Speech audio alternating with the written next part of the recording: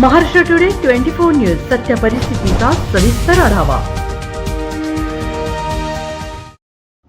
9.5 वर्षाच्या शाळकरी बालिकेचा विनयभंग, पन्हाळ्यातील मुले शाळा वाहतूक चालकाचा प्रताप, संशयित आरोपी राहुल भोसलेवर पोक्सो अंतर्गत गुन्हा दाखल।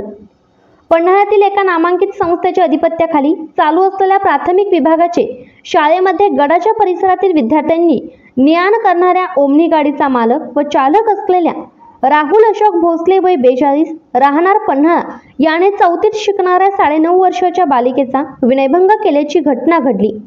पीडित बालिकेच्या आईने पन्हाळा पोलिसात फिर्याद दाखल केली असून पोलिसांनी संशयित आरोपीस राहुल भोसले यास पोलिसांनी ताब्यात घेऊन न्यायालयात हजर केले असता 9 तारखेपर्यंत 3 दिवसाची पोलीस कोठडीचे आदेश दिले। राहुल भोसले हा पन्हाळ्यातील एका संस्थेच्या प्राथमिक विभागाचे शाळेच्या बंधारी परिसरातील 1ली ते 4थी पर्यंतच्या अल्पवयीन मुलांची ने-आण करत होता। गेल्या महिन्याच्या 27 तारखेस त्याच्या गाडीतून येणाऱ्या 4थीत शिकणाऱ्या मुलीस आपली पॅन्ट काढून गुप्तांग दाखवत याचं नाव काय असा प्रश्न विचारून तिचा विनयभंग केल्याची घटना घडली होती। याबाबत कुणाला सांगू नकोस म्हणून पीडित बालिकेस दम दिला होता। या घटनेनंतर पीडित बालिका शाळेला जाणे भीत होती, घरी सांगण्यात घाबरत होती। तिच्या आईने पीडित बालिकेस विश्वासात घेऊन विचारपूस केल्यानंतर हा प्रकार समोर आला। तर पीडितेचे वडील कामानिमित्त बाहेर गावी गेले होते।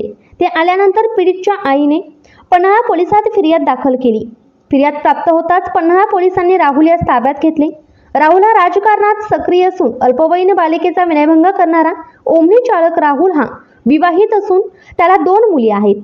तसेच तो नगर परिषदेच्या माजी नगरसेविकेचा मुलगा असल्याने पन्हाळ्याच्या राजकारणात तो सक्रिय असतो। याचाच फायदा घेत तो कर्कश हॉर्न वाजवत रहदारीच्या रस्त्यावरून बेदरकारपणे गाड्या चालवतो। तसेच पर्यटन क्षेत्रात नेहमी हुल्लडबाजी वर्तन करत असल्याचे देखील चर्चा आहे। महाराष्ट्र टुडे मराठीसाठी ब्युरो रिपोर्ट किरण म्हसकर, कोल्हापूर। आजच महाराष्ट्र टुडे 24 न्यूजला सबस्क्राईब करा आणि सत्य परिस्थितीचा सविस्तर आढावा पहा।